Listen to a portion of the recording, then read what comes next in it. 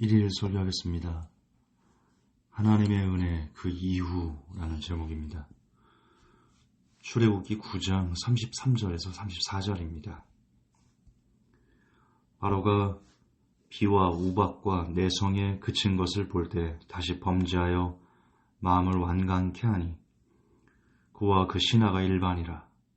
바로의 마음이 강팍하여 이스라엘 자손을 보내지 아니하였으니 여호와께서 모세에게 말씀하심과 같더라. 아멘. 제 설교에 종종 나왔던 내용이지만 우리는 성경을 볼 때 주인공은 나, 그리고 주인공이 아닌 사람은 나와 상관없는 그렇게 이분법적으로 우리가 대체로 보는데요. 주인공은 나입니다. 예를 들어서 다윗과 골리앗 사건에서 골리앗이 나와서 막 한 달 동안 나와서 야 나랑 싸우자 막 놀리고 그랬잖아요. 그때 이스라엘 백성들, 수많은 이스라엘 백성들이 두려워서 이렇게 떨고 있었습니다. 그러나 다윗은 그걸 보고 만군의 하나님 여호와의 이름으로 내가 너한테 간다. 그렇게 당당하게 그 골리앗 앞에 서지요. 그걸 볼 때 자기의 모습을 다윗에 투영해서 봅니다. 그리고 골리앗 앞에서 떨고 있는 이스라엘 백성은 관심에서 이렇게 사라집니다. 그래서는 안 되는 게요. 왜냐면 우리의 모습이 사실 다윗을 닮았나요? 아니면 골리앗 앞에서 떨고 있는 이스라엘 백성을 닮았나요? 정직하게 가슴에 손을 얹고 정직하게 스스로에게 물어보십시오. 적어도 저는 다윗이 아닙니다. 저는 골리앗 앞에서 떨고 있는 이스라엘 백성 그 중에 한 사람입니다. 그리고 이 설교를 듣고 있는 사람들 중에 많은 사람이 저와 같은 동일한 고백을 할 것이라고 저는 생각합니다. 여러분, 골리앗이라는 거대한 세상, 우리를 아프게 하고 힘들게 하고 눈물 짓게 하고 고통스럽게 하고 고난을 주는 이 거대한 세상 앞에 여호와의 이름으로 당당히 나아가는 그 모든 골리앗을 대적하면서 그래, 너 골리앗 네가 그렇게 커? 네가 그렇게 힘이 있어? 네가 그렇게 대단해? 그러나 나는 만군의 여호와의 이름으로 너에게 나갈 거야 라고 그렇게 정말 용감하게 당당히 나아갈 수 있는 사람이 저를 포함해서요, 이 설교를 듣고 있는 사람들 중에 몇 명이나 있을까요? 많지 않을 겁니다. 오늘 본문도 마찬가지입니다. 지금 바로가 비와 우박과 내성이 그친 것을 보고는 다시 범죄하였다. 마음을 완강케 했다. 비와 우박과 내성, 그러니까 고통과 고난과 힘들과 역경이 막 올 때는 제발 내가 이것만 멈추면 이스라엘 백성을 보낼게. 그러다가 그게 멈춰지면 다시 마음을 완강케 해서 범죄한다.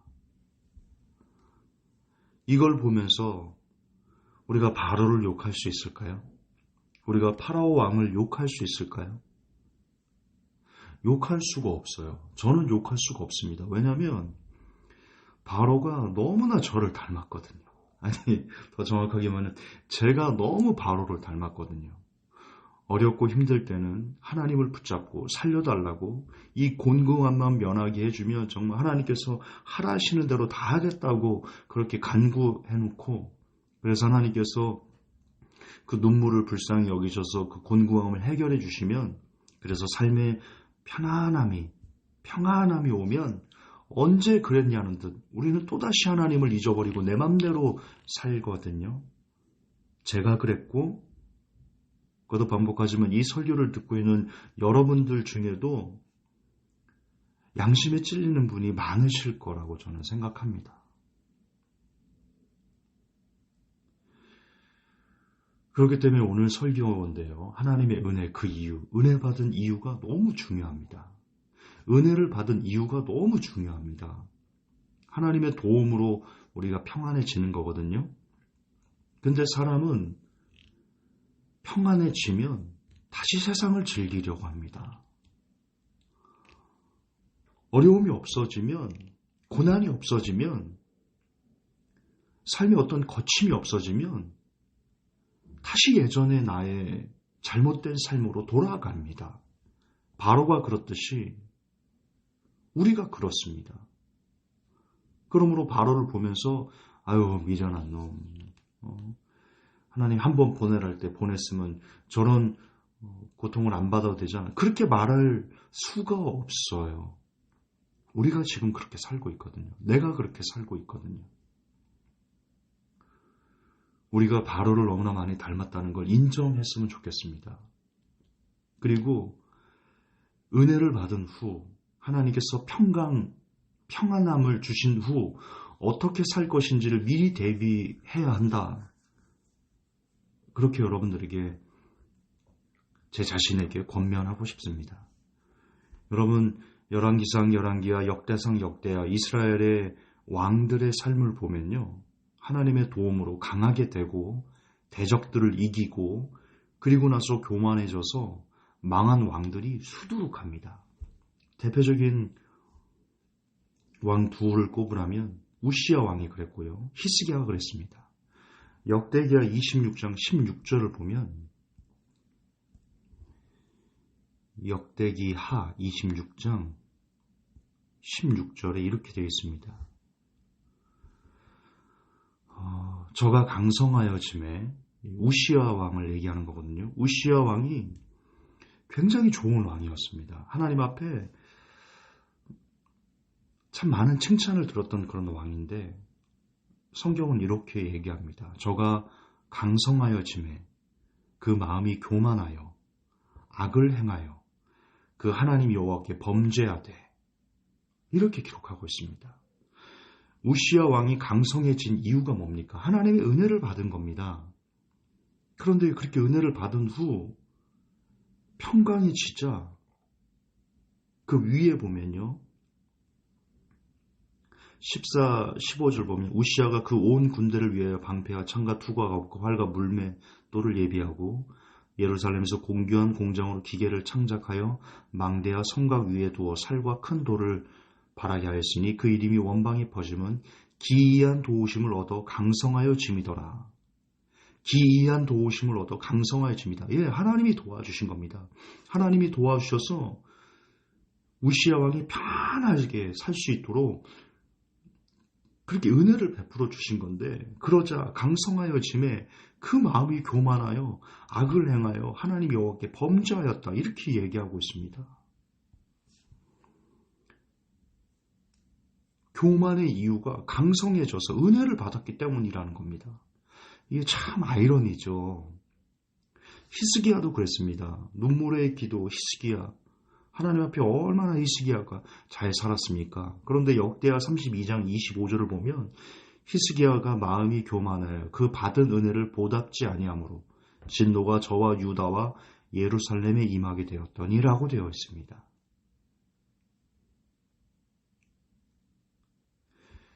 여러분, 우리는 하나님의 은혜를 구합니다. 저도 하나님의 은혜를 구하고요. 하나님의 은혜를 받았으면 좋겠습니다. 그런데 사실은요, 은혜 받는 것보다 은혜 받은 이후의 삶이 훨씬 더 중요하다. 성경은 우리에게 알려주고 있습니다. 여러분 지금 공공함을 좀 어려운 가운데 물질적으로,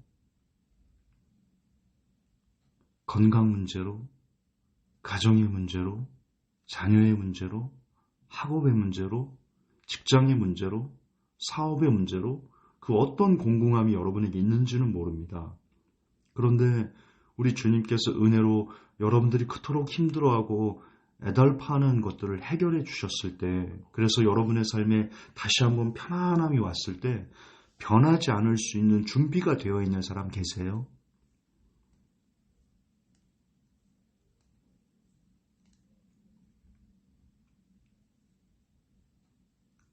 계세요? 아니, 생각은 하셔요? 지금 당장 하나님께서 내 은혜로 지금 이 어려움들을 해결해 주셨으면 좋겠습니다. 라고 기도는 하지만 은혜 받은 이후에 내가 어떻게 변할까가 두려워서 하나님께서 이 문제를 해결해 주셔서 다시 한번 내게 평안한 삶이 오면 내가 어떻게 될까? 내가 이 물질적인 어려움에 처해 있다가 이 물질적인 어려움이 해결되고 물질이 쌓이고 그럼 내가 어떻게 될까? 내가 안 변할 수 있을까? 그렇게 고민해 보시는 분 계세요? 없지요. 지금 당장 그냥 내 눈앞에 보이는 이 문제만 보이시죠? 이것만 해결해 주시면 정말 행복할 것 같죠? 성경은 그렇게 이야기하지 않아요. 하나님의 은혜를 받은 이후에 변질돼서 하나님에게 버림을 받은 사람들이 너무나 많이 기록되어 있어요. 차라리 그런 사람들에게는요, 하나님의 은혜가 주어지지 않고 계속 고난 가운데 있는 것이 더 나았다. 그렇게 생각할 사람들이 있을지도 몰라요. 지옥에 있는 어떤 분, 하나님을 잘 믿다가 하나님께서 은혜를 주셔서 막 승승장구해서 그 사람이 변질돼서 돌아오라고 계속 했는데도 끝까지 그 음성을 듣지 않고 결국 세상에 빠져서 세상 유혹에 빠져서 하나님을 버리고 죄악 가운데 헤매다가 지옥에 간 그 어떤 누군가는요. 지옥에서 그렇게 후회할 겁니다. 지옥에서 하나님과 대면할 수 있으면 그렇게 얘기할 겁니다. 하나님, 그때 나 왜 그 문제 해결해 주셨어요? 하나님, 나 그때 물질로 어려울 때 그거 왜 해결해 주셨어요? 그때 나 건강으로 너무 안 좋았을 때, 암 걸려서 이제 막 죽으려고 할 때, 그때 왜 살려주셨어요? 왜 내게 은혜를 주셔서, 왜 내게 평강함을 주셔서, 왜 내게 편안함을 주셔서, 왜 지금 내가 이곳에 오게 하셨어요? 라고 어쩌면 그렇게 얘기할지도 모릅니다.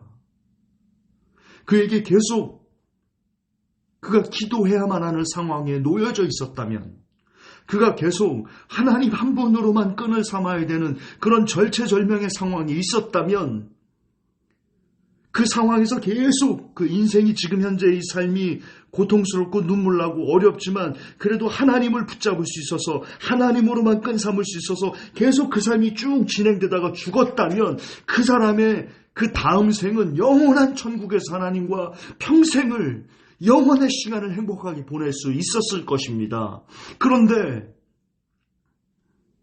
하나님께서 은혜를 주셔서 지금 이 문제를 해결해 주셨기 때문에 평안함이 왔기 때문에 세상적인 편안함이 왔기 때문에 하나님을 잊어버릴 수 있게 되는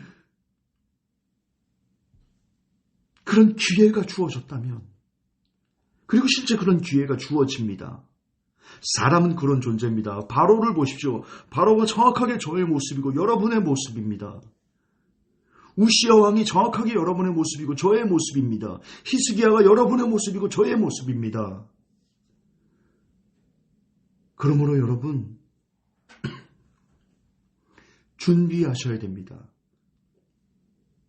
정말 지금 여러분이 당하는 이 문제를 해결받고 싶으시다면 그리고 하나님께서 진짜 여러분의 문제를 해결해 주고 싶으시다면 제게도 하는 말입니다. 지금 이 설교를 듣는 사람들 중에 저보다 큰 문제를 안고 있는 사람은 없으리라 저는 감히 믿습니다. 그런데 이 문제가 해결되려면 하나님께서 이 문제를 해결해 주시려면 정말 그 사람을 하나님이 사랑하신다면 그 사람이 준비되어 있지 않다면 하나님은 그에게 은혜를 베풀지 않으실 겁니다. 왜? 사랑하기 때문에. 준비하지 않으면 은혜 받은 후에 또 변할 거거든요. 또 세상으로 갈 거거든요.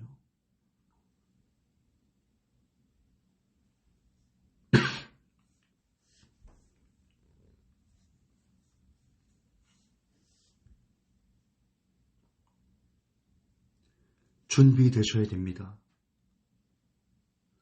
준비되지 않은 상태에서, 은혜 받은 그 이유를 준비하지 않은 상태에서 하나님께서 지금의 이 곤고함과 고난을 벗어나게 하신다면, 준비하지 않은 그 사람은요, 대단히 위험한 상황에 처할 가능성이 있습니다. 은혜를 받아도, 물질의 어려움에서 벗어나도, 건강을 회복해도, 기타 여러 가지 우리가 원하는 어떤 문제가 해결받아서 우리의 삶에 평강이라는 하나님의 은혜가 주어진 이후에도 여전히 끊임없이 기도하고, 끊임없이 말씀을 사모하고, 끊임없이 하나님 한 분만 바라보는 그런 사람으로 내가 남을 수 있게 해달라고 준비한다면,